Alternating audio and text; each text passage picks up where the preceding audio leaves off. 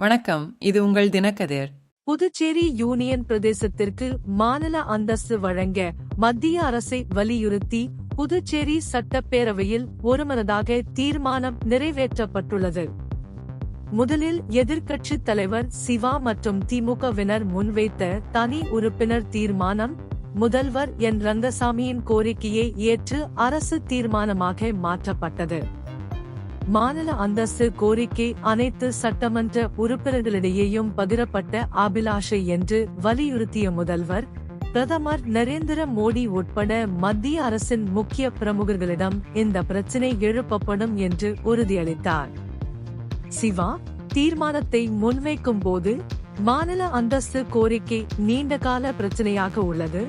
1972 முதல் அடுத்தடுத்த அரசாங்கங்களால் வலியுறுத்தப்பட்டது. கோவா மற்றும் சண்டிகர் போன்ற மற்ற யூனியன் பிரதேசங்களுக்கு மாநில அந்தஸ்து வழங்கப்பட்டுள்ளது மற்றும் குறிப்பிடத்தக்க வளர்ச்சியை அவர் சுட்டிக்காட்டினார்.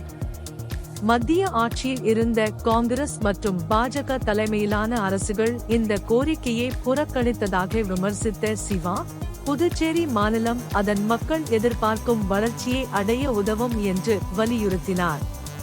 புதுச்சேரியில் தேர்ந்தெடுக்கப்பட்ட அரசுக்கு அளிக்கப்பட்ட அதிகாரங்கள் படிப்படியாக பறிக்கப்படுவது குறித்து திமுக எம்எல்ஏ நசீம் கவலை தெரிவித்தார். மாநில அந்தஸ்து அடையும் வரை தேர்ந்தெடுக்கப்பட்ட அரசாங்கத்தின் நிதி சுயாட்சியை வலுப்படுத்த யூனியன் பிரதேசங்கள் சட்டத்தின் கீழ் வணிக விதிகளில் திருத்தம் செய்ய அவர் அழைப்பு விடுத்தார். நசீமின் கருத்துக்கள் யூனியன் பிரதேச அரசாங்கத்தின் மீது விதிக்கப்பட்டுள்ள வரம்புகள் குறித்து சட்டமன்ற உறுப்பினர்களிடையே அதிகரித்து வரும் விரக்தியை பிரதிபலிக்கிறது. மற்றொரு திமுக சட்டமன்ற உறுப்பினர் செந்தில்குமார் புதுச்சேரி எதிர்கொள்ளும் நிதி சவால்களை அடிக்கோடிட்டு காட்டினார். பிரெஞ்சு இந்திய உடன்படிக்கையின் கீழ் இந்திய யூனியனுடன் புதுச்சேரி இணைந்த போது ஒப்புக்கொள்ளப்பட்ட யூனியன் பிரதேசத்தின் வருவாய் பற்றாக்குறையை மத்திய அரசு முழுமையாக ஈடுகட்ட வேண்டும் என்று அவர் கோரினார். ஒரு காலத்தில் புதுச்சேரியின் பட்ஜெட்டில் கிட்டத்தட்ட பாதியாக இருந்த மத்திய அரசின் நிதியுதவி வெகுவாக குறைந்துவிட்டதால் யூனியன் பிரதேசம் அதன் நிர்வாக செலவினங்களுக்காக கடன்களை நம்பியிருக்க வேண்டியதாயிற்று என்று குமார் சுட்டிக்காட்டினார். 2007 புதுச்சேரிக்கு தனி பொது கணக்கு தொடங்கப்பட்டதே யூனியன் பிரதேசத்தின் நிதி சிக்கலுக்கு காரணம் என்று சபாநாயகர் ஆர். செல்வம் குற்றம் சாட்டினார்.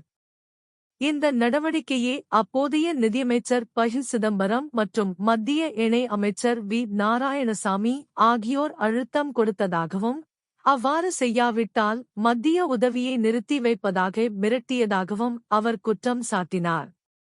புதுச்சேரி சட்டசபையில் மாநில அந்தஸ்து கோரி நிறைவேற்றப்பட்ட 15வது தீர்மானம் இது என்றும், தற்போதைய அரசு 2021 பதவியேற்ற பிறகு இது போன்ற 2வது தீர்மானம் என்றும் செல்வம் குறிப்பிட்டார். இந்த தீர்மானம் தற்போது மத்திய அரசின் பரிசீலனைக்கு அனுப்பப்படும். இது உங்கள் தினக்கதிர். நன்றி.